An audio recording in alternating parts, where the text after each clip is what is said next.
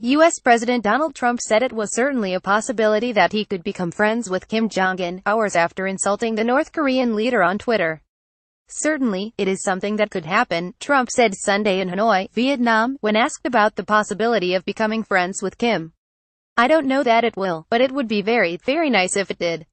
In a response to North Korea calling Trump's speech in South Korea reckless remarks by an old lunatic, Trump earlier tweeted, "Why would Kim Jong-un insult me by calling me old, when I would never call him short and fat?" Trump goes on to say sarcastically, "Oh well, I try so hard to be his friend and maybe someday that will happen." Trump has been working to rally global pressure against North Korea's nuclear weapons program on a trip to Asia. That includes a stern speech delivered in South Korea's National Assembly on Tuesday, in which he said, "Do not underestimate us. And do not try us. The weapons you're acquiring are not making you safer, they are putting your regime in grave danger. Every step you take down this dark path increases the peril you face. Why would Kim Jong-un insult me by calling me old, when I would never call him short and fat? Oh well, I try so hard to be his friend and maybe someday that will happen." Donald J. Trump at Real Donald Trump, November 12, 2017. Does the fake news media remember when crooked Hillary Clinton, as Secretary of State, was begging Russia to be our friend with the misspelled reset button? Obama tried also, but he had zero chemistry with Putin. Donald J. Trump at Real Donald Trump, November 12, 2017. When will all the haters and fools out there realize that having a good relationship with Russia is a good thing, not a bad thing?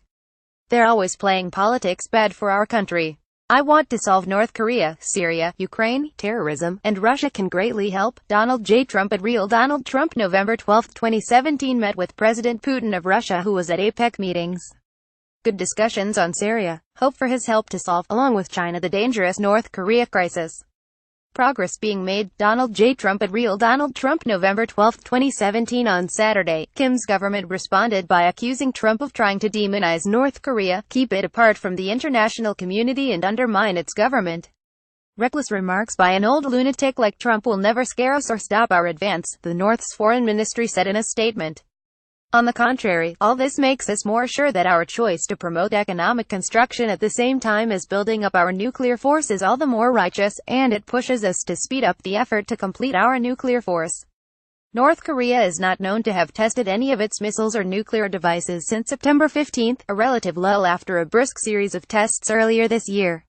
In another tweet Sunday, Trump said Chinese leader Xi Jinping had agreed to toughen sanctions against North Korea, whose impoverished economy is hugely reliant on trade with China. President Xi of China has stated that he is upping the sanctions against North Korea. Said he wants them to denuclearize. Progress is being made, he wrote. The U.S. administration thinks China's economic leverage over North Korea is the key to strong-arming Pyongyang into halting its nuclear weapons and missile programs. China has made no sanctions announcement in recent days, and it was unclear if Trump was referring to statements Xi may have made during their summit in Beijing on Thursday, or when they met at APEC. Trump also bashed the haters and fools he said were questioning his efforts to improve relations with Russia.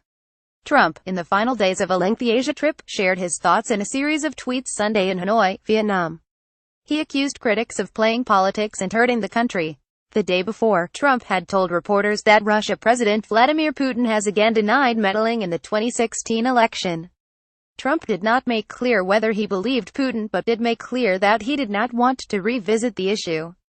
Trump has suggested that the ongoing probe into contacts between his campaign and the Russians was hurting the U.S. relationship with Moscow and could hinder efforts to solve crises like Syria and North Korea. Agence France Presse, Associated Press.